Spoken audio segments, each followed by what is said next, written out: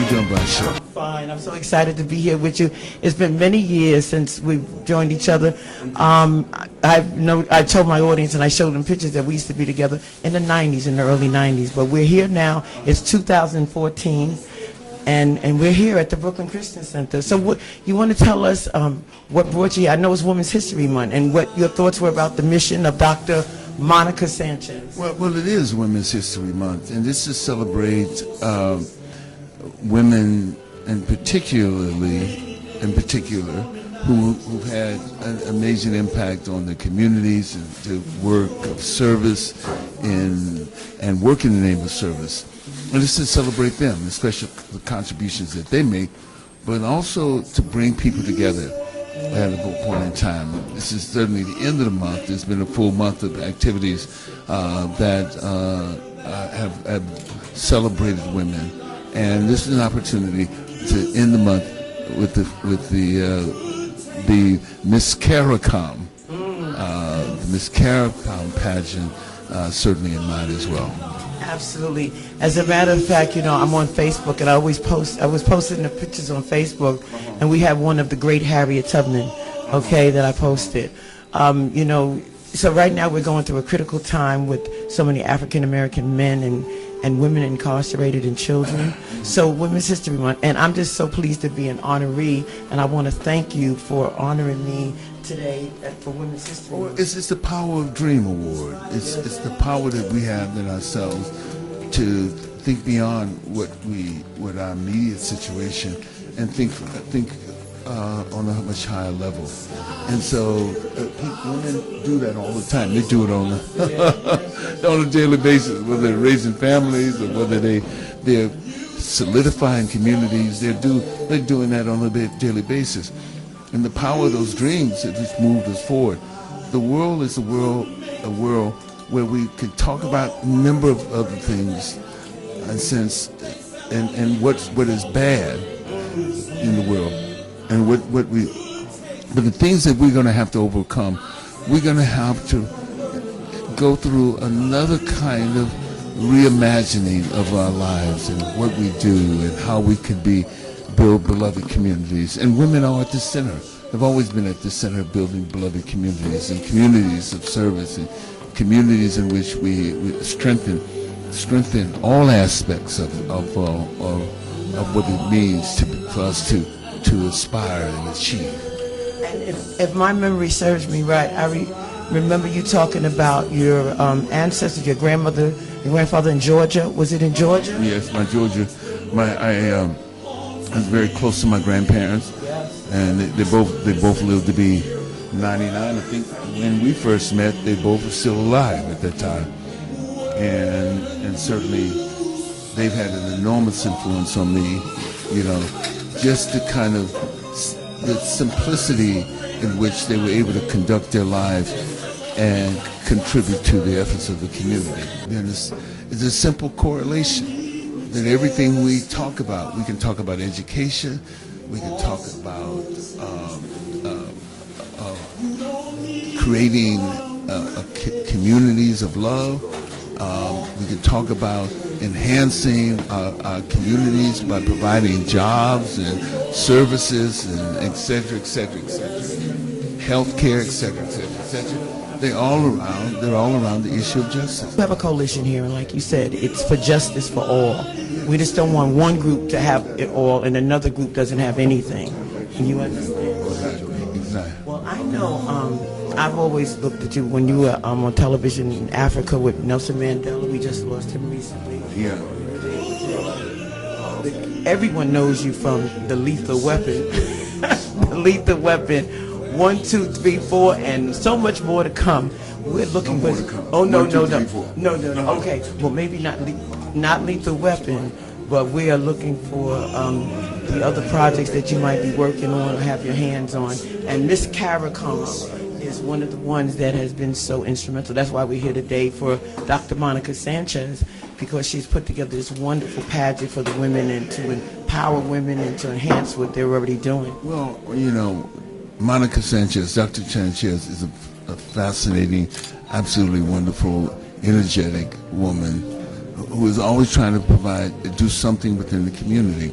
She's always bringing together various parts of the community. She's always doing something and working on behalf of extending relationships in the community and building partnerships in the community.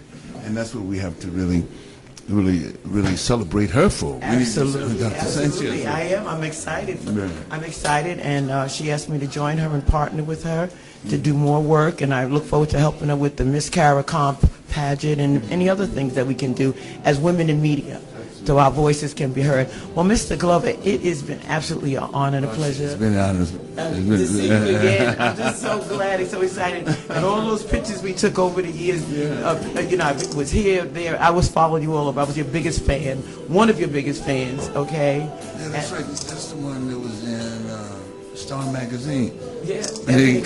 No, Encounter. What's it called? The Amsterdam News. No. There's one in, what's that? Not Star Magazine, but well, they were all over. One of the tabloids. Saying that I was your wife, right? Because they saw the picture, we looked so intimate together. Well, we're both Cancer, so you know. And I know you had another one wishing your wife was a Cancer. Who's that?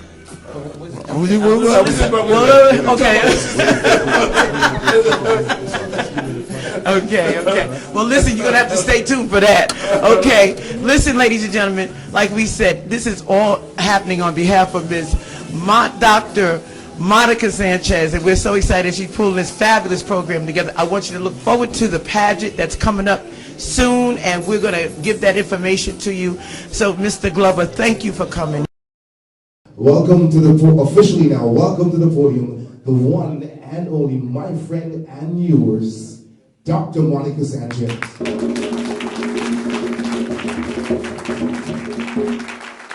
you so much. I just want to say, friend, my supporter, the patriot of the Miss Caricom and of women, a true humanitarian who has supported not only us, which we are a women's organization, but have supported so many women, children, union workers. It's endless, his repetition and his commitment and his so I want to take a special opportunity to welcome Mr. Danny Glover to Brooklyn, to BCC. Have to do and get done on Saturday afternoon, be here with us as we celebrate once again a moment where we honor community leaders, the Power of Dream Award. And let's talk about that in some ways.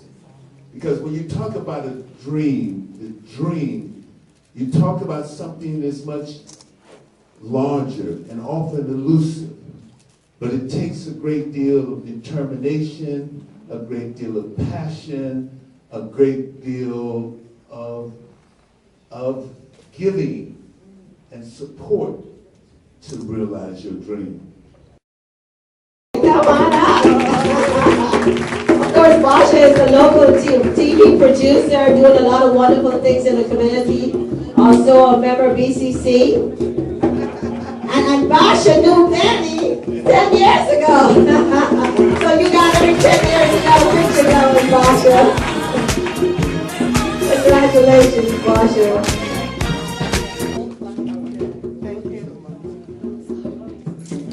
Next we have, of course, our lifetime achievement, Miss Davis, Miss Thelma Davis.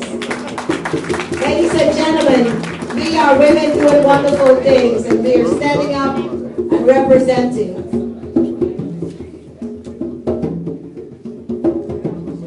You know, we have a lady, come on, Miss Lori, fine.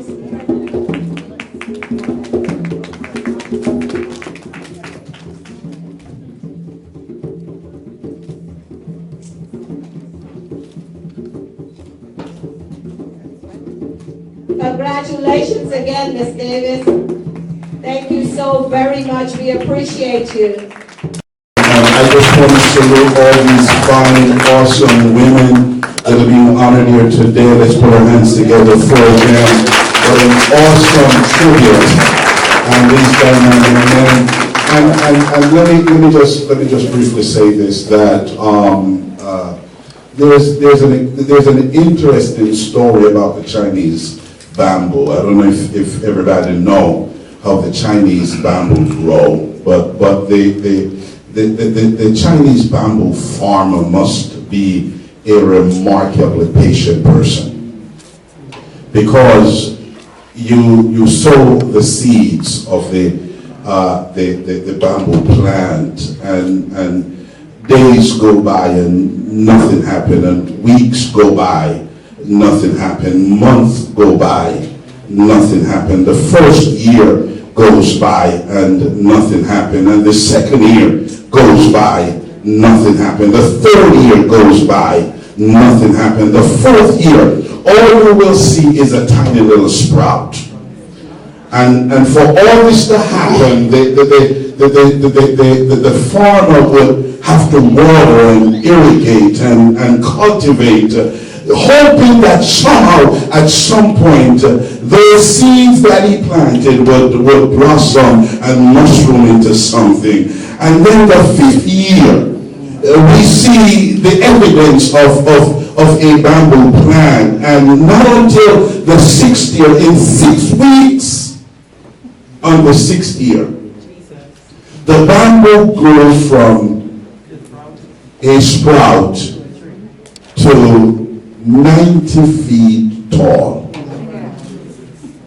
What unbelievable courage and resilience and determination for a farmer to wait 6 or 7 years to reap the benefit of the crop. Sitting courtside, Knicks and Nets give me high five. Nigga, I be spiked out. I could trip a referee. Tell by my attitude that I most definitely from.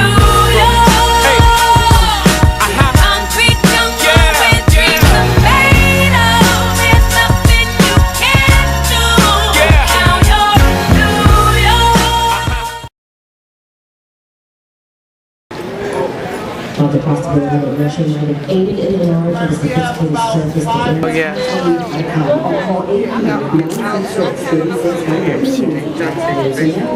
surface to Ladies and gentlemen, thank you for tuning in. We're live here in Brooklyn at the Restoration Center.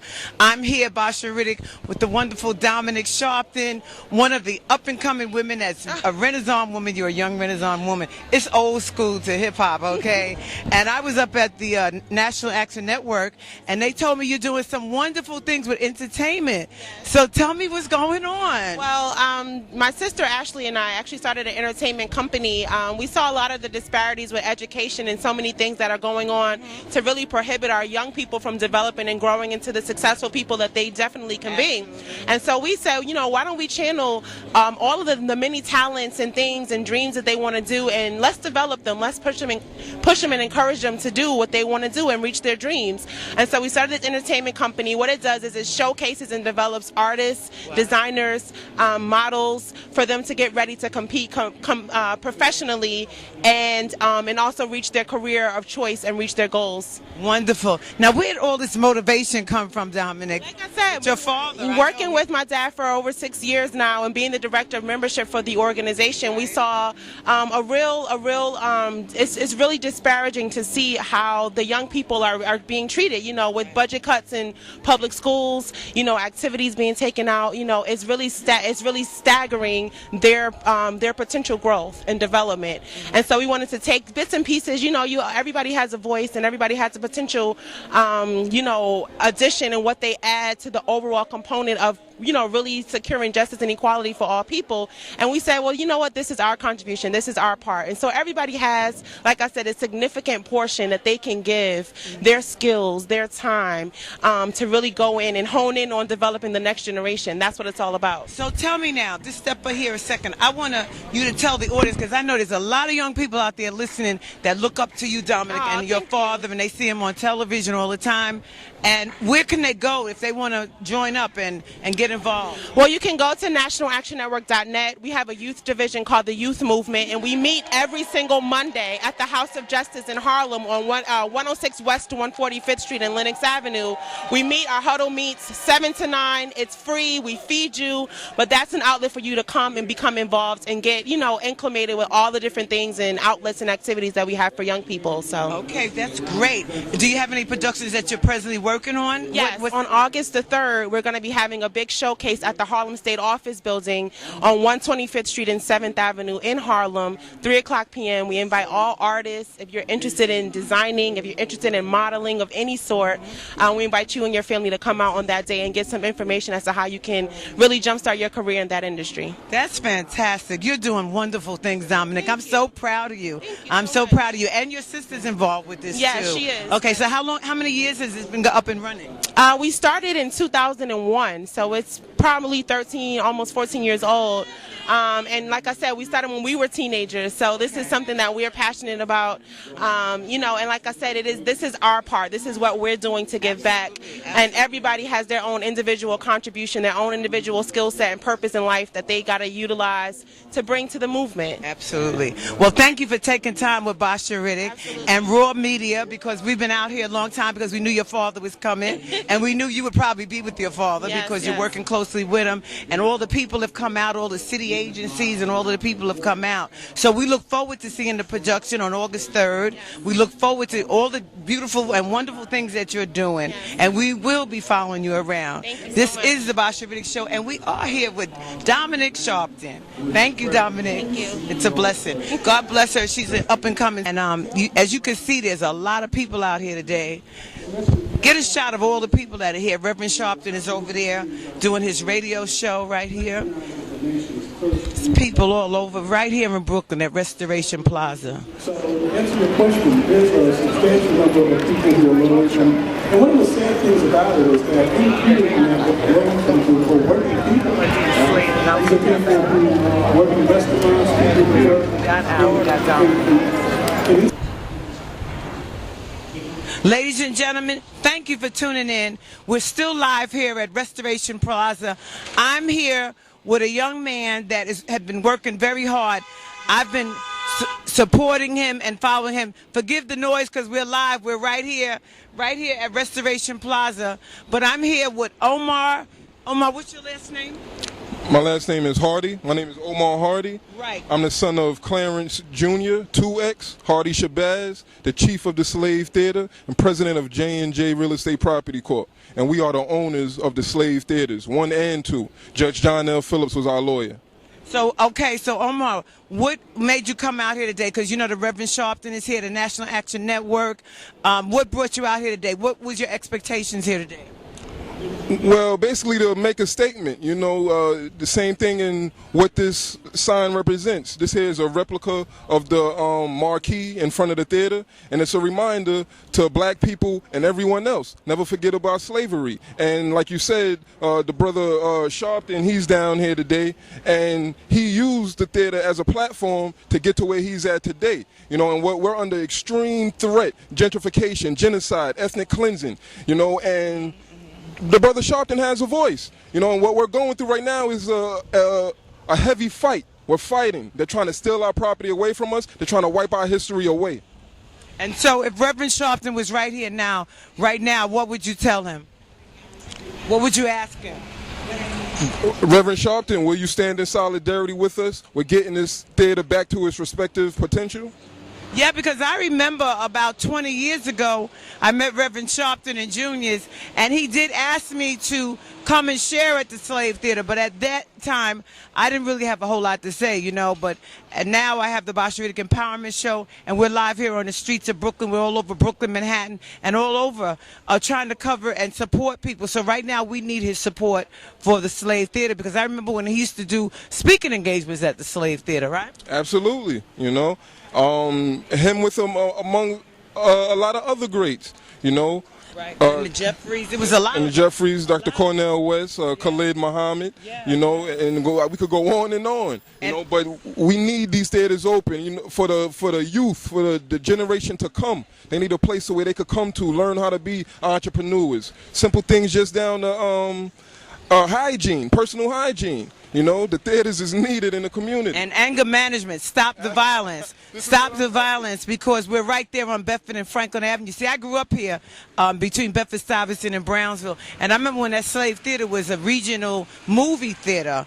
And then the judge took it over and made it the Slave Theater 1 and 2. And it was a cultural center. So we really want to keep that center, the Slave Theater, open. So we really are reaching out to Reverend Al Sharpton and any other leaders in the community, because united we stand, divided we fall. One of the things I think in the black community is that they're too separated. You have Alton Mannix over at the Brooklyn Christian Center, Reverend Dillon, then you have Reverend Sharpton at the National Action Network.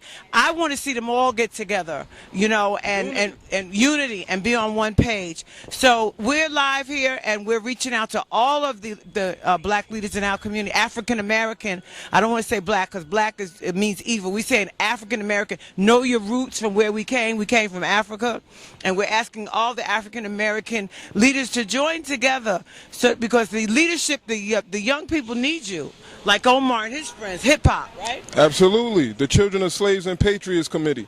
You know, that's one of the organizations that's helping get the theater back to where it needed to be. Right. And we know Reverend Sharpton has done tremendous work. And I wrote an article years ago, Mannix, Mason, and Sharpton, the three wise men. And we'd like to see them all back together again under a family, because wherever there's a family, there's problems. But we can all work it out. We can disagree without being disagreeable. So thank you for tuning in. And we're giving a shout out for the Lawyers for Immigration, because I have a Latino brother here too. Yeah, definitely. What do you want to say? Nothing, just shouting out the Black Institute and, you know, all the people fighting for justice around the city. Okay, and we want to support the immigration laws and reparations. Absolutely. You know, immigration is about civil rights, and civil rights is about, you know, treating everybody humanely and about correcting the injustices that have been going on for centuries. And immigration is the next part of that, because, you know what, we need, you know, this country is a nation of immigrants, and it has been for hundreds of years. So we got to make sure that people are treated with respect. That's right. We got a lot of children in crisis right now.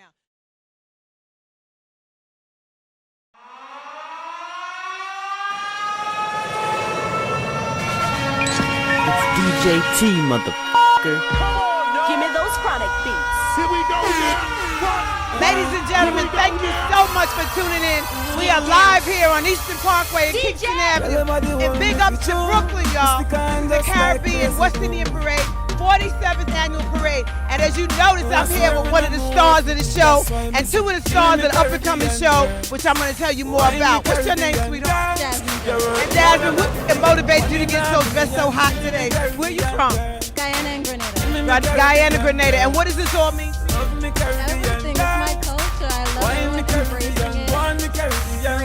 How long have you been in Brooklyn? I've Barbados girl control me. Ladies and gentlemen, thank you so much for tuning back in. This is Basha Riddick, and we are live here in BK on Eastern Parkway and Kingston Avenue. This is the home of the champ, my home. This is your home, and we're happy to be here. I'm with the mixed martial arts champions, and they're going to tell you all about their up-and-coming events. I went to one last Saturday night. I was blown away, okay? I'm just so happy that young people are gathering for the sport, and they're doing their thing inside the ring. These are the fighters. Take a look at some of the fighters, okay? Phil, and this is another fighter. Phil, you want to tell us what's coming up next? Definitely. First, how you doing, Basha? I'm so excited to be here. I'm excited to be here with you young men, because you are our future. Tell me what's coming up next. Well, listen, we got two amazing, outstanding performances that's coming up. Here first in Brooklyn, November. It's going to be an amazing atmosphere. November 15th, baby. We got another performance that's going to be lined up for our first NFL Jingle Bell shot, which is going to be an amazing atmosphere. You got to be there. But most of all, that's representing Brooklyn. We're here also to tell you about our upcoming champ, our upcoming pro fighter, because you go from amateur to pro in 0 to 100 real quick. And this is what's his Oluwale. Name? Hey, how's it going, everybody? It's Oluwale Bangoche. My stage name goes as the Holy Warrior. So pretty much I have a match coming up September 19th, ROC 49. ROC stands for Ring of Combat. It's one of the biggest East Coast promotions for MMA. You don't want to miss it. It's going to go Atlantic City, slow down. Face a really good opponent. Excited after this, title ship contention. And then after that, UFC, baby, let's go. But check this out. It says the Holy War Angel versus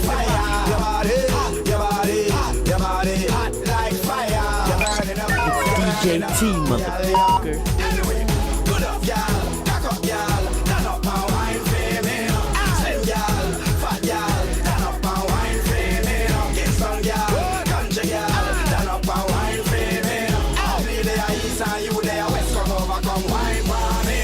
Muscle in your body they work.